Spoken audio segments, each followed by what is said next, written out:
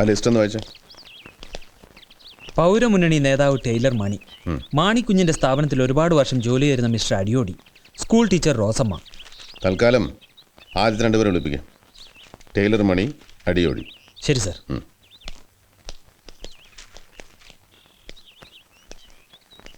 ആ ഗണേഷ്. ഹലോ. എന്താ ഇത്ര മറവി? സോറി. ആ ഫയലിംഗ് തരാം മാഷേ. എനിക്ക് ധൃതിയുണ്ട്. ഞാൻ ധൃതിയിലാണല്ലോ നോക്കുന്നേ. ആ, എവിടം വരെ എത്തി ഇൻവെസ്റ്റിഗേഷൻ? ഇന്ന് അസ്തമയത്തിന് മുമ്പ് കള്ളനെ പിടിക്കും, ഇല്ലെങ്കിൽ സൂര്യോദയത്തിന് മുമ്പ് തീർച്ചയായിട്ടും. എന്താ കളിയാക്ക? ചോദ്യം പോലെ ഇരിക്കും. അതിങ്ങതാ ലേശം കഴിയും. അതങ്ങോട്ട് കൊടുക്കൂ. കൊടുക്കാന്നേ. വെറുതെ അതും പിടിച്ചോണ്ടിരിക്കും. താങ്ക്സ്. എന്താ ആ കുട്ടി സിബിയോട് പെട്ടെന്നൊരു സിമ്പതി? സിമ്പതിയോ? എന്ത് സിമ്പതി? ദേ, ഈ സിമ്പതി സൂക്ഷിക്കണം. ഇതാ പിന്നീട് വളർന്ന് വളർന്ന് വളർന്ന് പന്തല്. ഇതിന്റെ ഒരു നാവ് ഒന്നാത്ത് പോയേ.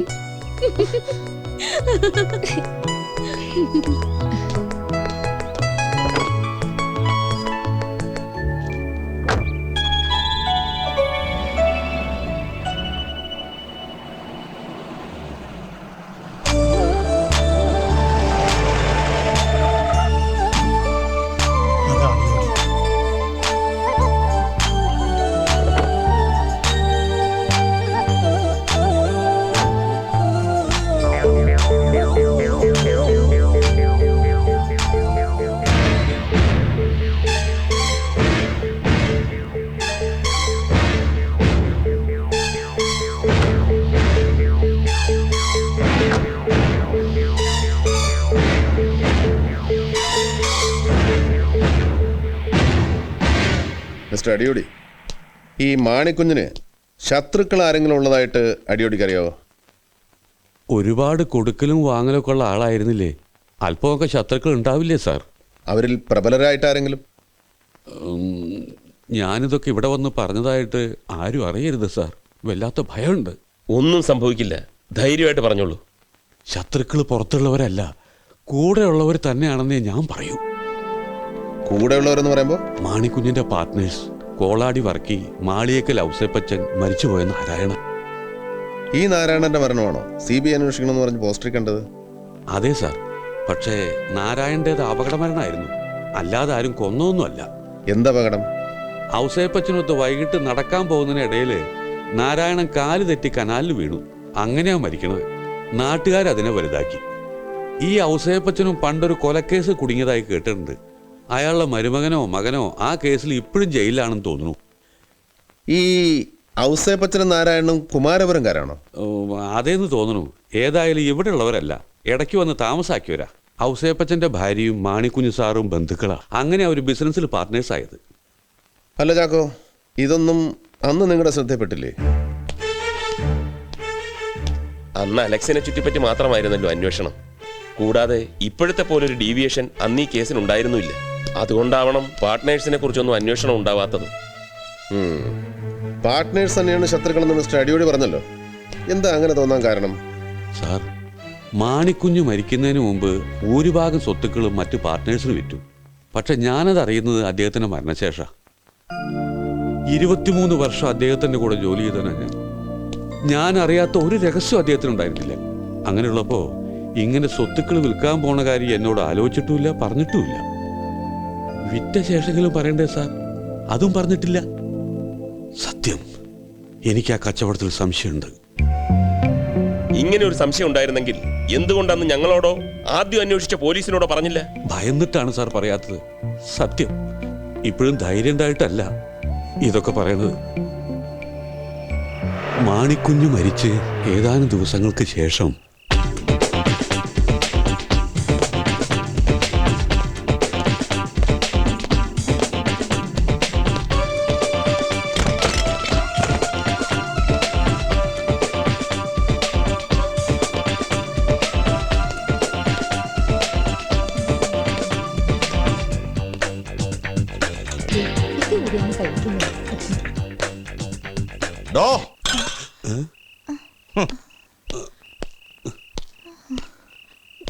പോലീസിന്റെ ഇടി കൊണ്ടിട്ടുണ്ടോ? ഇല്ല. കൊള്ളണോ? വേണ്ട. താൻ നാട്ടുകാരോട് പറഞ്ഞോ മാണിക്കുഞ്ഞിന്റെ സ്വത്ത് മുഴുവൻ ഞാനും പാർട്ട്നേഴ്സും കൂടി തട്ടിയെടുത്തെന്ന്? പറയണോ? സാറിന്റെ പേര് ഞാൻ പറഞ്ഞിട്ടില്ല. പാർട്ട്നേഴ്സിന് സംശയം ഉണ്ടെന്ന് മാത്രമേ ഞാൻ പറഞ്ഞിട്ടുള്ളൂ. എങ്ങനെ മനസ്സിലായി അവർ തട്ടിയെടുത്തെന്ന്? ചത്തു തൊലയുന്നതിന് മുമ്പ് മാണിക്കുഞ്ഞ് പറഞ്ഞു? ഇല്ല, അതോ മറ്റു വല്ലവരും പറഞ്ഞു? സംശയം ഉണ്ടെന്നേ പറഞ്ഞിട്ടുള്ളൂ. വെറും സംശയത്തിന്റെ പേരിൽ മാന്യന്മാരെ അപമാനിച്ചാലുണ്ടല്ലോ, ഒന്ന് കുഴിച്ചുമൂടും തന്നെ ഈ നടുമുറ്റത്ത്. ഇല്ല, പറയില്ല. ആഹാ, ഇത്രയും മിടുക്കിയ ഒരു മോളുണ്ടോ തനിക്ക്? സത്യം, ഇനി ആരെടുത്ത് വാ തുറക്കില്ല ഞാൻ. ആ, ഇത് ഇപ്പൊ പറഞ്ഞത് ഒരിക്കലും മറക്കാതിരിക്കാൻ.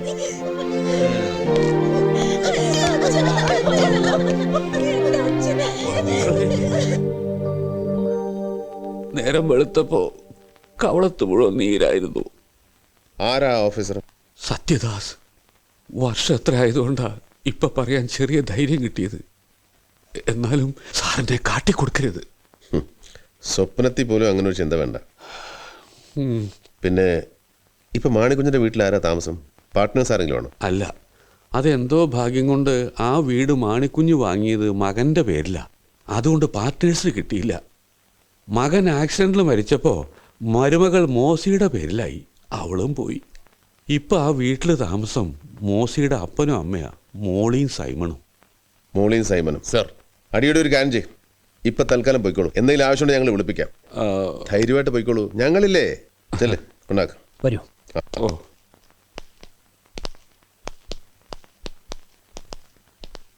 நீங்க இங்க பேசிட்டு இருக்கிற 2-3 பேர் வந்தா சிபிஐ இங்கே தானே தாமசம்னு கேட்டா இல்லைன்னு தானே சொல்லலாம். കുട്ടിസ്വാമി എന്താ പറഞ്ഞത്? இல்லைன்னு പറഞ്ഞു. ஆனா இனி யாரு கேட்டாலும் இங்க தங்கி இருக்கிறவங்க சிபிஐக்காரங்கன்னு தைரியமா சொல்லுங்க. அப்படியா? அப்ப சஸ்பென்ஸ் தீர்ந்ததா? சஸ்பென்ஸ் இன்னும் தீரல.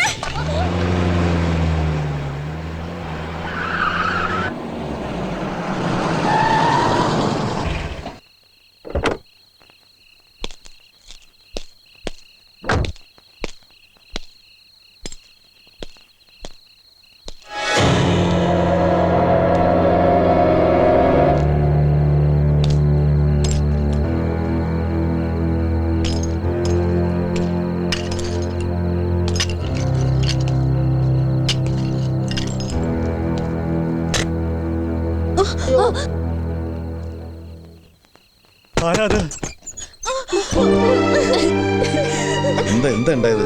8 മണിക്ക് തുടങ്ങിയതാ കല്ലേറ്. 10 മിനിറ്റ് ഉണ്ടായിരുന്നു. ഒറ്റ ചില്ലും ബാക്കിയില്ല. അതിന്റെ കരണ്ടും പോയി, ഫോണും ഡെഡ്.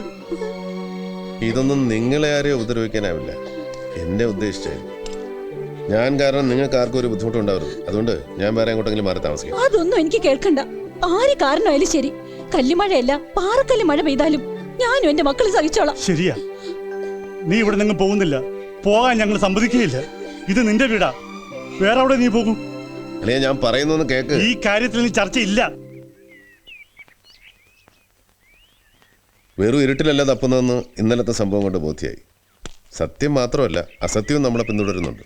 എന്ന് വെച്ചത് ലാഘവത്തോടെ എടുക്കരുത് സാർ. സംഭവം പോലീസിൽ അറിയിക്കണം. അറിയിക്കണം, പോലീസിൽ അറിയിക്കണം, തീർച്ചയായിട്ടും അറിയിക്കണം.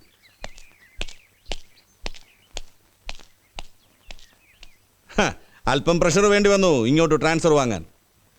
ഈ ഓണം കയറാ മൂലയിൽ എന്തോന്ന് അട്രാക്ഷൻ ഒന്നോ? എയർ പൊല്യൂഷൻ ഇല്ല, അതുകൊണ്ട് നല്ല ശുദ്ധമായ വായു കിട്ടും. തന്നെയുമല്ല, അതിസുന്ദരികളുള്ള നാടാടോ ഇത്. അതിൻ്റെ അട്രാക്ഷൻ ഒന്ന് വേറെ. ആ പിന്നെ ഒരു പ്രധാന കാര്യം കൂടെ ഉണ്ട്. ആ കാര്യം ഇപ്പോൾ വന്ന കാലിൽ തന്നെ പുറത്ത് പോണ്ട്.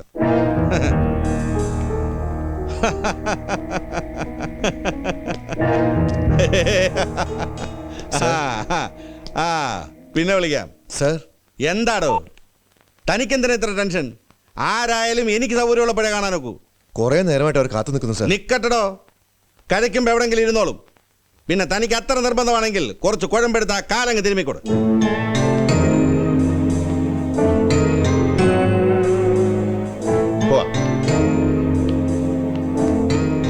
എവിടെയാ പാച്ചുവും ഗോപാലിനും പോയോ? ഇല്ല, തന്നോട് 2 വാക്ക് പറയാതെ പോകാൻ നിശ്ചയിച്ചിട്ടില്ല. വിരിഞ്ഞിട്ട് ഇത്രയല്ലേ ആയുള്ളൂ. അതിനിടയ്ക്ക് ഇത്രയും അഹങ്കാരം പാടില്ല. ഇതുപോലെ യൂണിഫോം ഇട്ടാൽ താൻ പറഞ്ഞ ആ പാച്ചുവിന്റെ റാങ്ക് എന്താണെന്നറിയാവോ? 132.5 കിലോമീറ്റർ ദൂരെ അങ്ങേരെത്തിയെന്നറിഞ്ഞാൽ താൻ ഇവിടെ സല്യൂട്ട് അടിച്ച് നിൽക്കും. ദാ ഇങ്ങനെ. കുറെ നാൾ ഈ കാക്കി ഞാൻ വിട്ടതാ, അതുകൊണ്ട് പറയാൻ പാടില്ല.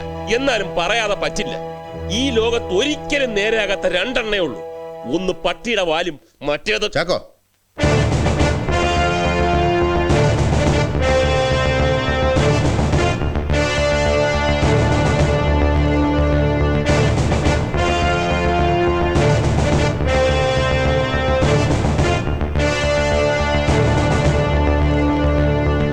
ഹലോ. ഫാദർ മരിച്ചപ്പോൾ ഞാനൊരു കണ്ടോളൻസ് അയച്ചിരുന്നു. ഇപ്പം ഏതായാലും നേരിട്ട് കണ്ട സ്ഥിതിക്ക് എൻ്റെ അനുശോചനങ്ങൾ. How is your mother and sister? ഞാനും താങ്കളുടെ ഫാദർ മിസ്റ്റർ ദേവദാസും തമ്മിൽ പലതിലും അഭിപ്രായ വ്യത്യാസങ്ങൾ ഉണ്ടായിട്ടുണ്ട്. പക്ഷേ അതൊരിക്കലും വ്യക്തിപരമായിരുന്നില്ല. അദ്ദേഹം എന്നോട് പലപ്പോഴും വാശിയോടെ മത്സരിക്കുമായിരുന്നു. അതെന്തിനാണെന്നറിയില്ല, പക്ഷേ എനിക്കൊരിക്കലും വാശിയോ മത്സരമോ ഉണ്ടായിട്ടില്ല. അനിയൻ ഇപ്പോൾ കാണിച്ച് ഏതായാലും ശരിയായില്ല. ആരോടായാലും കുറച്ചുകൂടെ ഹ്യൂമൻ ആവണ്ടേ? Your job demands it. വീറും വാശിയൊക്കെ ആവാം, ബട്ട് ഓൺ ഹെൽത്തി ഗ്രൗണ്ട്സ്. ചെറുപ്പത്തിൽ സർവീസിൽ കയറിയാൽ നാക്കിനും വാക്കിനും ഒക്കെ ഒരു അല്പം വകതിരിവ് കുറയും. അതുകൊണ്ടാണല്ലോ ആളും തരവും നോക്കാതെ പെരുമാറുന്നത്. Too bad. സൂക്ഷിക്കണം, വളരെ സൂക്ഷിക്കണം. അല്ലെങ്കിൽ ഈ ജന്മം പാഴായി. വരട്ടെ.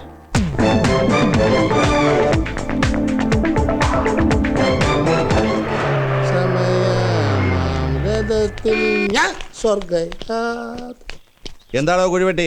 കച്ചവടമൊക്കെ എങ്ങനെ? വളരെ മോശമാണ് സാർ. താനെന്താ ഇവിടെ? ഞാനിവിടെ മുതലാളി ഒന്ന് കാണാൻ വേണ്ടി വന്നതാ. എടുത്തോ.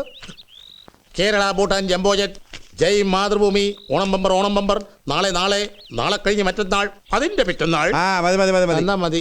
ഇതൊക്കെ വെച്ച് മടക്കിയിട്ട് താൻ വല്ല സൂപ്പർ ലോട്ടോ നോക്കണോ? തരൂല്ലേ? കുഴിവെട്ടിക്കിട്ട് കുഴി വെട്ടല്ലേ, എല്ലാം കഴിഞ്ഞ ലോട്ടറിയാ. കൊണ്ടുപോയിക്കോ. തെറ്റ. ഇരിക്കേ. ഓ പിന്നെ 4 ചില്ലെറിഞ്ഞ് പൊട്ടിച്ച സാമി പേടിച്ച് വരണ്ട് നാട് വിടും. തൻ്റെയൊക്കെ ഈ ബുദ്ധി ഉണ്ടല്ലോ, കൊണ്ട് വിനാഗിരിയിൽ ഇട്ട് വെക്കേ. ധൈര്യമുണ്ടോ നിങ്ങൾക്ക് എന്നേക്കുമായി അയാളെ ഈ ഭൂമിയിൽ നിന്ന് പറഞ്ഞയക്കാൻ? പിന്നെ ഒരു 10-25 ലക്ഷം രൂപ ചെലവാവും. പറ്റിയാളിനെ ഞാൻ തരാം. ഗഡ്സ് ഇല്ല. അപ്പൊ പിന്നെ ഈ മരപ്പെട്ടി, ചീങ്കണ്ണി, കടുവ ഇവയുടെയൊക്കെ മുഖം മൂടി ഇറങ്ങിയിട്ടുണ്ട് പിള്ളേരെ പേടിപ്പിക്കാൻ. അതിട്ട് അയാളെന്ന് വരട്ടെ നോക്ക്. ചിലപ്പം സ്വാമി പേടിച്ച് സ്ഥലം വിട്ടേക്കും. ധൈര്യശാലികളെ. ഓ ഏക്കത പട്ട് പിടിച്ചോ. ഒരു CBI ഓഫീസറെ ചുമ്മാ തട്ടിക്കളയാനേ. ബലത്തിനല്ല, ആപത്തുണ്ടാക്കാനാ ഇവനെ ഇങ്ങോട്ട് കെട്ടിയെടുത്തിരിക്കുന്നേ. താ നോക്കിക്കൂ. ദേ വരുന്നുണ്ട്. ആ പിന്നെ മറ്റെന്തൊക്കെയോ സംസാരിച്ച് വന്ന കാര്യം പറയാൻ വിട്ടുപോയി. ആ ബാഹുലേനെ കണ്ട് സ്വാമിയും കൂട്ടരും എത്തിയിട്ടുള്ള വിവരം അറിയിക്കണം. കുറച്ച് ദിവസം ലീവ് എടുത്ത് മാറി നിൽക്കുന്നതാണ് നല്ലത്. കറങ്ങിത്തിരിഞ്ഞ ആ പട്ടർ അയാളിലെത്തും, അത് ഉറപ്പ്. ബാഹുലേയൻ തകടം മറിഞ്ഞാൽ ഒരു ദൈവത്തിനും രക്ഷിക്കാൻ കഴിയില്ല നമ്മളെ. അതെ, ഞാനല്പം ബിസിയാ. ഞാൻ അങ്ങോട്ട് വിളിക്കാം. എടോ വർക്കേ, ഞാനൊന്ന് ഇരിയടോ. CBI-യോ FBI-യോ ആര് വേണമെങ്കിലും വരട്ടെ, ഇനി ഞാൻ അവരെ അങ്ങോട്ട് പോയി കാണണോ? അതിനും റെഡി. താൻ ധൈര്യമായിട്ടിരിക്കണോ. ബാഹുലേയം കക്കാൻ പഠിച്ചിട്ടുണ്ടെങ്കിൽ നിൽക്കാനും പഠിച്ചിട്ടുണ്ട്. അതറിയാഞ്ഞിട്ടല്ല, എന്നാലും ഒരു സേഫ്റ്റിക്ക് കുറച്ചുനാൾ ലീവ് എടുത്ത് മാറി നിന്നുകൂടെ? ഒന്ന് മനസ്സിലാക്കൂ ബാഹുലേയ, പ്ലീസ്.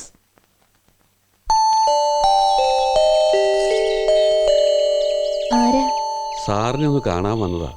അടിയോടി എന്ന് പറഞ്ഞാൽ അറിയാം. മനസ്സിലായി, ഞാൻ പറയാം.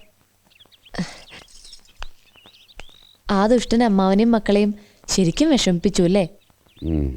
എന്താ പോലീസുകാരന്റെ പേര്? സത്യദാസ് അതല്ലേ പേര്? ഞങ്ങളോടെല്ലാം പറഞ്ഞിട്ടുണ്ട്. മാഷു അമ്മാവനെ പോലെ സാത്വികനാ, വയലൻസ് ഒന്നും പറ്റില്ല. മര്യാദക്ക് 2 ചീത്തവാക്ക് പറയുമ്പോൾ കിട്ടില്ല മൂപ്പരെ. വരൂ, അകത്തോട്ടിരിക്കാം.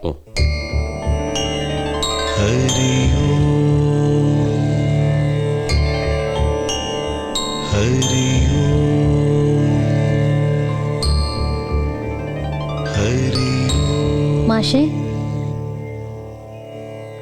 മരിച്ചുപോയവരെ കുറിച്ച് സത്യമായാൽ പോലും അപ്രിയമായത് പറയാൻ പാടില്ല എന്ന് പറയും. പക്ഷേ കഴിഞ്ഞ ദിവസം മാണിക്കുഞ്ഞിന് ശത്രുക്കൾ ആരെങ്കിലും ഉണ്ടോയെന്ന് സാറ് ചോദിച്ചപ്പോൾ ഞാൻ ഒരാളെ വിട്ടുപോയി. ശത്രു എന്ന് പറഞ്ഞുകൂടാ, വിരോധമുള്ള ആള്. ആരായാള്? നേരായ ബന്ധത്തിലല്ലാത്തൊരു മകൻ മാണിക്കുഞ്ഞിനുണ്ട്, മോനിച്ചൻ. വേലക്കാരിയാണെങ്കിലും അമ്മിണി സുന്ദരിയായിരുന്നു. മാണിക്കുഞ്ഞ് അന്ന് ചെറുപ്പം.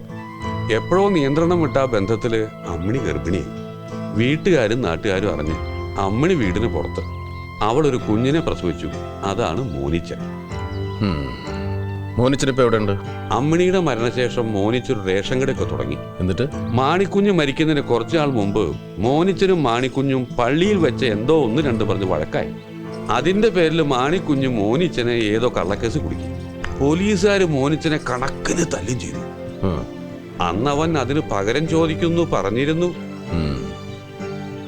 ഈ മോനിച്ചനിപ്പോഴും നാട്ടിലുണ്ടോ? ഉണ്ട്.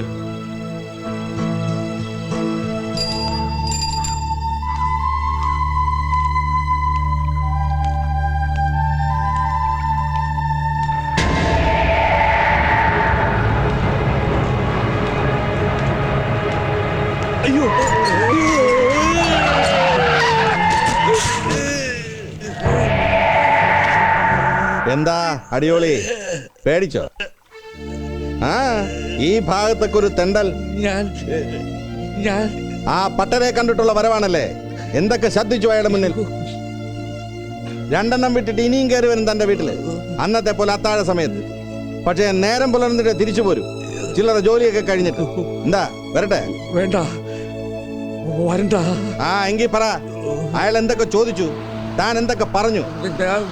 പിന്നെ പറയണോ?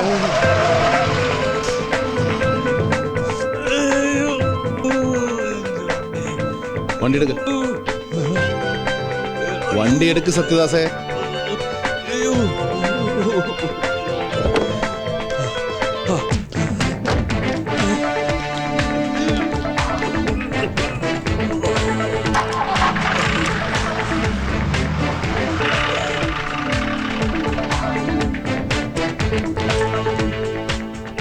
അടിയോടി, നേരെ ഇന്ന് റൂറൽ SP കാണണം.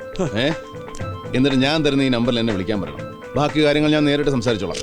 പേടിക്കണ്ട, ഇനിയൊരു പുഴു പോലും ആ മുറ്റത്ത് കയറില്ല. അടിയോടിയോടൊരു വാക്ക് സംസാരിക്കാൻ ധൈര്യപ്പെടില്ല. ഞാനല്ലേ പറയുന്നേ, ധൈര്യമായിട്ട് പൊക്കോളൂ. പൊക്കോളൂ.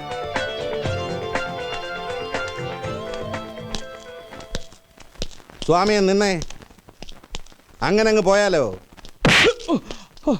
ഇനി പോവല്ലോ.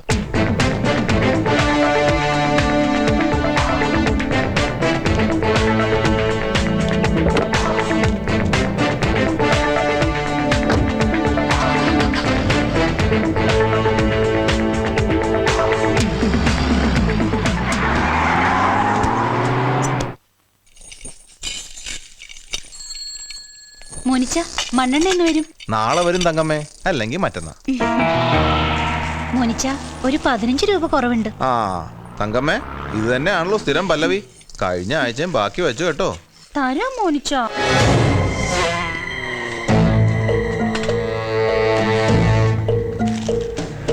മോനിച്ച, ആരാ? നിർത്ത വേണോ ഒന്നും കൂടി ശരിക്കള. എത്രാമത്തെ പ്രാവശ്യത്തെ അളപ്പീരാ തന്റെ ഒടുക്കത്തെ അളപ്പിക്കല്? എന്റെ ഒടുക്കത്തെ അളപ്പല്ല, നിന്റെ അവസാനത്തെ അളപ്പാ. നിന്റെ മുതലാളി ഉണ്ടല്ലോ ടൈലർ മണി, അവനെ കൊണ്ടുവരും ഞാൻ അളപ്പിക്കും. ടൈലർ മണിയുടെ കടയല്ലേ ഇത്? അതെ. ആരാ മനസ്സിലായില്ല? അതൊക്കെ പറയാം. മണി എവിടെ ഉണ്ടാവും? ഓണക്കാലമല്ലേ, പല പരിപാടികളുണ്ട് മൂപ്പർക്ക്. കൃത്യം പറയാൻ പറ്റില്ല. ചിലപ്പോ പുതിയ ഷോറൂമിന്റെ പണി നടക്കുന്നുണ്ട്, അവിടെ ഉണ്ടാവും. എവിടെയാണ് ഈ പുതിയ ഷോറൂം? കുറച്ച് മുന്നോട്ട് പോയാൽ മതി, ഇടതുവശം. കള്ളാ കർത്താവേ, ചെകുത്താൻ! മുതലാളി വന്ന ആര് വന്നെന്ന് പറയണം. കള്ളൻ! കള്ളനോ? വെറും കള്ളനല്ല, പഠിച്ച കള്ളൻ. സൂക്ഷിച്ചോ, നിന്റെ മുതലാളി ഉണ്ടല്ലോ മണി, അതിനെ വരെ അടിച്ചോണ്ട് പോകാൻ. മത്തായി കാശവിടെ? കാശോ? ഇത് ലോട്ടറി ടിക്കറ്റ് അല്ലേ? എടാ ലോട്ടറി തന്നെയാണ് കാശ്. എടാ അത് ഗുജറാത്ത് സർക്കാരിന്റെ 50 ലക്ഷത്തിന്റെ ലോട്ടറിയാണ്. നാളെ നാളെ നാളെ കേട്ടോ, ഇത് അടിച്ചാലുണ്ടല്ലോ നീ മുതലാളി, മുതലാളി നിന്റെ തൊഴിലാളി.